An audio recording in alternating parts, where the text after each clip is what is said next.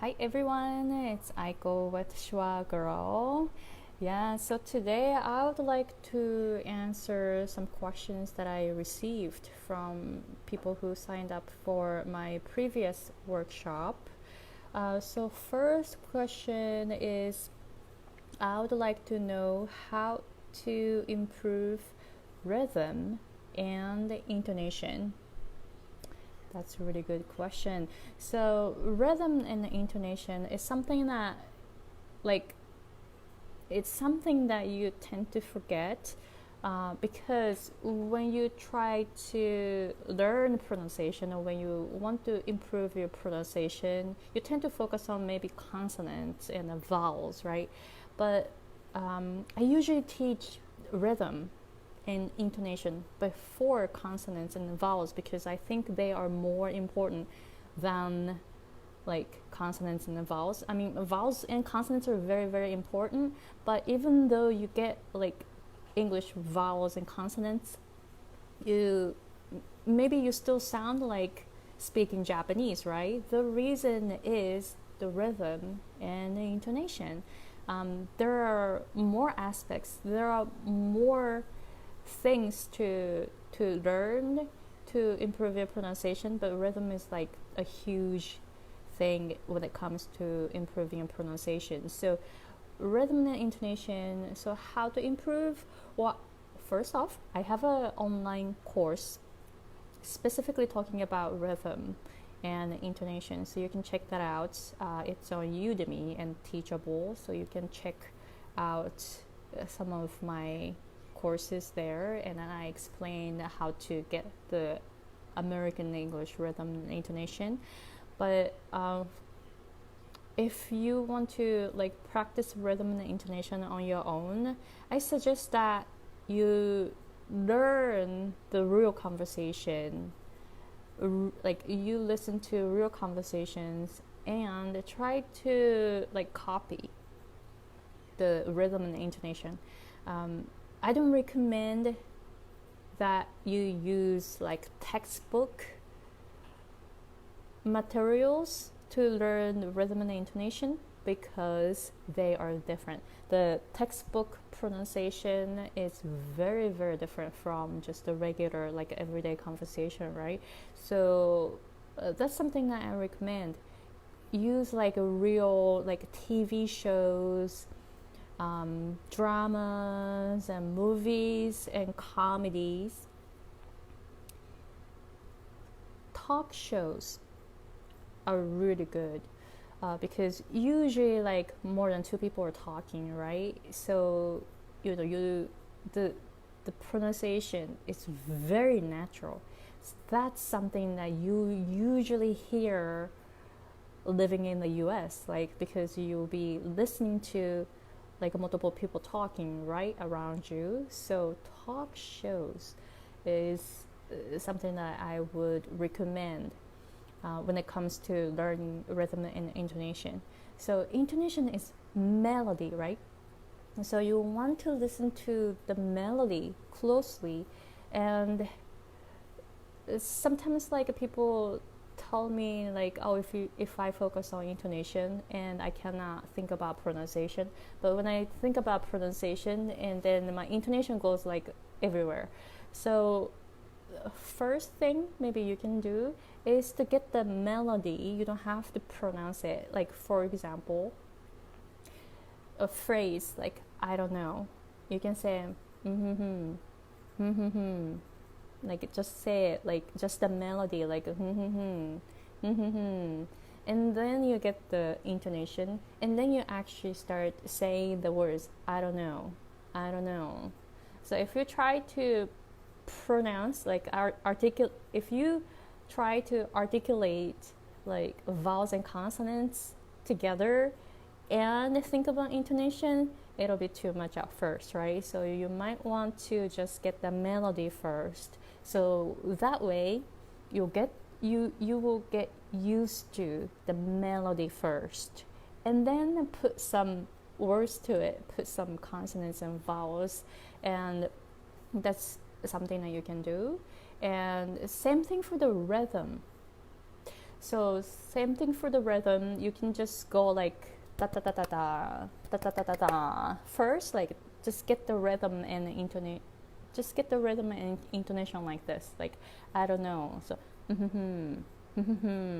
right. Just the rhythm is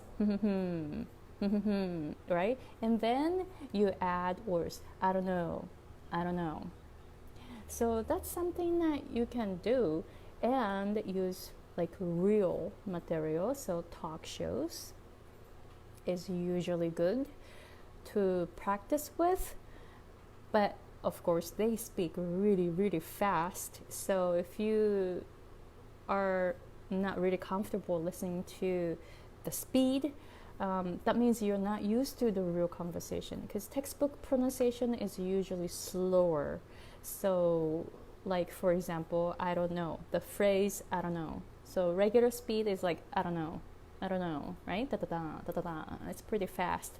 But in a textbook, you probably hear I don't know, da da da. I don't know, da da da. Right? So the rhythm is very different, and the speed is much slower. So if you're not comfortable listening to like I don't know, this kind of speed, that means you're used to textbook pronunciation too much. So you want to start like thinking about textbook pronunciation is actually weird. It's really unusual. It's not really the way that native speakers speak, right? So just think about textbook pronunciation. It's just something like different, completely different. You want to start thinking about the normal conversation. The fast pronunciation is normal. This is the English that native speakers use, right? So you want to start thinking about this is normal, and then you want to start getting used to the speed. So that's something that you can just practice and just have the mindset that that's the real English that I need. Just think about that. So you want to get used to that speed. All right. So next question. I want to ask you how I can make low and clear tone of voice. That is a cool question. Like sometimes like talk about like the voice range in Japanese and English, because when you speak or when I speak Japanese, my voice is higher, much higher, and when I speak English, my voice is lower. So if I try to speak English with my Japanese voice, it'll sound like this. I want to ask you how I can make low and clear tone of voice. It's much higher, right? And it's lighter, of course, because Japanese language is just so much lighter, so much faster. That's because of the cultural difference. In Japan, we're trained to speak quietly in public, especially in public, right? So we tend to speak quietly. But in English, you need more energy to do that. Having a lower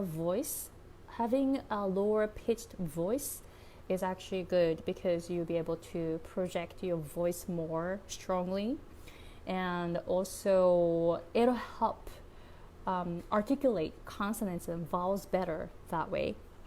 So just you can start talking lower, but if you want to find your English voice, like an English voice range, you can go to a good friend of mine has a website. She's a bilingual MC, professional bilingual MC, and her name is Miho Noguchi. You can go to her website. So it's bilingualmc.jp. If you go to her website, she has PDF talking about like how you can find your voice in English and in Japanese. And actually, I found my English voice that way. It turned out it was lower than I thought. So I thought I was like speaking English with a lower pitched voice naturally, but when I actually went through her PDF, I found that my voice was actually lower for speaking English. So I was really surprised. So now I speak English with this voice range right now, but I think I used to speak like a little higher. So I think I was talking like this voice range, right? And then maybe my Japanese voice is a little higher. So 日本語を喋るときはこのくらいの音程, right? It's pretty high, right? So it's very different. So my Japanese voice is like up here, and then I used to talk around here in English, but now I speak English with much lower pitched voice. So that's something that you can do. So go to bilingualmc.jp and you can download a PDF there, and then you can find your good voice range for speaking English and for speaking Japanese. So that's something that you can do. So to make clear tone of voice, you need a lot of air inside of your mouth. So I don't know if you notice, if you speak Japanese, a lot of air escapes from your nose, called velum. It's inside, when you just breathe in from your nose, the air goes into your lung, going through here, right? It's like a valve, right? So it's called the velum. So it's wide open. If it's open, the air escapes from your nose easily. So that's how you speak Japanese, though, because you want to be able to speak quietly. Therefore, you don't want to have a lot of air inside of your mouth, so that air escapes from your nose, right? But to be able to speak English with a very clear tone of voice, you want to have a lot of air coming out of your mouth. So to do that, you want to have more energy from your diaphragm, and make sure your throat is relaxed. If your throat is tight, and the vibration in the air stops there, so that you can't really project your voice. So to be able to project your voice, you want to have your throat really relaxed, so that air can come into your mouth and comes out. So that way you can project your voice more easily. You don't have to push it. You definitely naturally have more energy in your voice that way. If you have a whole body relaxed, especially your throat needs to be really relaxed, so that you have a lot of air coming out of your mouth, right? So that's something that you can start focusing on. Just have very relaxed throat, and make sure you have a lot of airflow coming inside your mouth. You want to have a lot of airstream and more air. Try to push out air, and then your tongue and lips are helping the air come out, right? So that's something that you can focus on, so then you'll be able to find the way to project your voice easily, comfortably. Yeah, so those two questions, thank you very much. So I answered the question. I would like to know how to improve rhythm and intonation. So my suggestion is to watch talk shows and get the rhythm and intonation. Just try to copy that. But at the same time, I have some online courses on Udemy and Teachable talking about rhythm and intonation. So you can check them out. Fairly inexpensive courses that I produced online, so you can check them out. And the second question was, I want to ask you how I can make low, clear tone of voice. So my suggestion was that you can go to bilingualmc.jp and get the PDF and go through the exercise to find your voice in English and in Japanese, so that way you will know what kind of range you should be in to speak English, right? And to have clear tone of voice, you want to have lots of air inside of your mouth. So to do that, you want to have a very relaxed throat, so that you have a lot of air inside your mouth, and your tongue and lips will be helping the air come out. So that's something that you can start focusing on. All right, so thank you very much for the questions.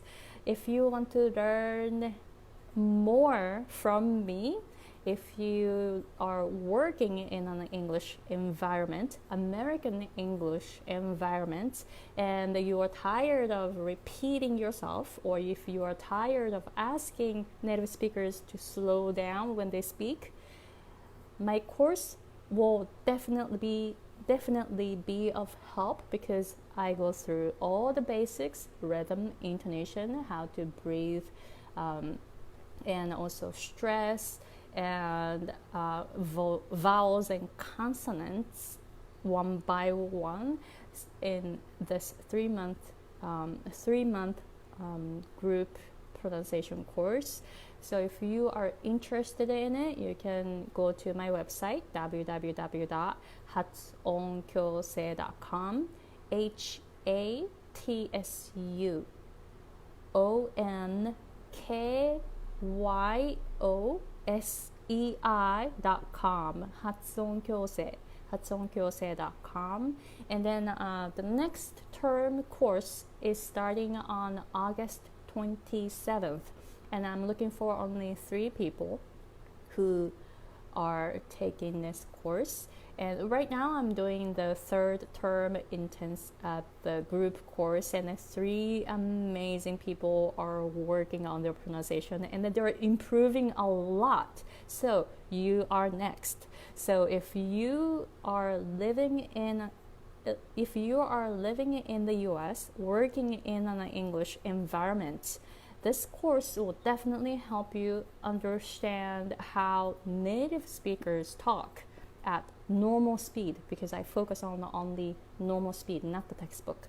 So that's something that it's really practical. As you practice, you will notice that your pronunciation and listening skills go up.